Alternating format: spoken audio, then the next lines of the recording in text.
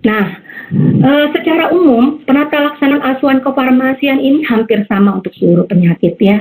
Kalau garis besar ada tiga siklus. Siklus yang pertama tentunya kita harus mengenali pasiennya terlebih dahulu, melakukan assessment terhadap pasien. Apa yang akan kita assessment? Nanti kita akan bahas di slide berikutnya. Terus yang kedua adalah setelah kita mengenali pasien, kemudian mengenali terkait riwayat penyakit dan lain-lain, barulah kita memulai membuat satu perencanaan untuk pelayanan kefarmasian. Nah, ya siklus yang ketiga setelah kita melakukan pembuatan rencana untuk asuhan kefarmasian, baru kita lakukan monitoring dan juga tindak lanjut terkait dengan asuhan yang sudah kita buat dan kita berikan kepada pasien. Nah, tahap pertama tadi juga sudah disinggung oleh Dr. Heru.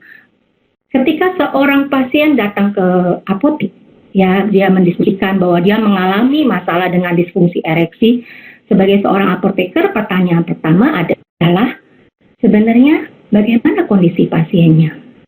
Karena yang disebut dengan disfungsi ereksi adalah ketidakmampuan seorang pria menjaga ereksinya atau mencapai kepuasannya dalam waktu yang panjang dan berulang-ulang.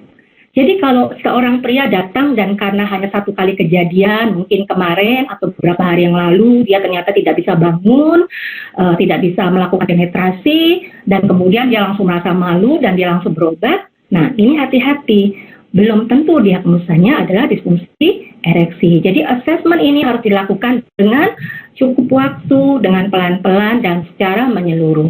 Nah, biasanya ada beberapa pertanyaan kunci yang kita sampaikan atau kita buat list untuk mempertajam nanti pada saat kita melakukan pembuatan rencana kefarmasian.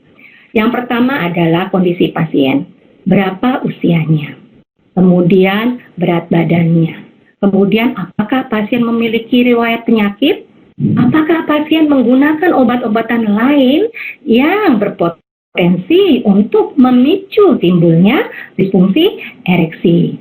Nah, kemudian apakah obat yang dikonsumsi saat ini oleh pasien adalah obat yang cukup efektif untuk mengobati riwayat penyakitnya dan aman? Ya, apakah ada efek samping lain? Kemudian apakah selama ini pasien itu patuh dalam pengobatannya?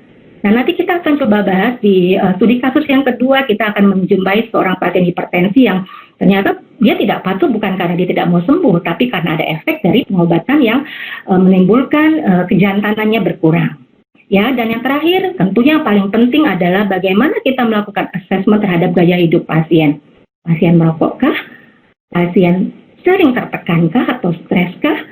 Karena beberapa kasus seperti tadi disampaikan tidak selalu disfungsi ereksi dikarenakan permasalahan terkait dengan riwayat penyakit atau terkait dengan masalah organik. Bisa jadi dia mengalami masalah karena stres. Jadi pada saat dia bertemu istrinya berhubungan tapi di otaknya dipikir ada deadline, revenue, kita lolos dan lain-lain. Kalau saya seperti itu kalau setiap malam.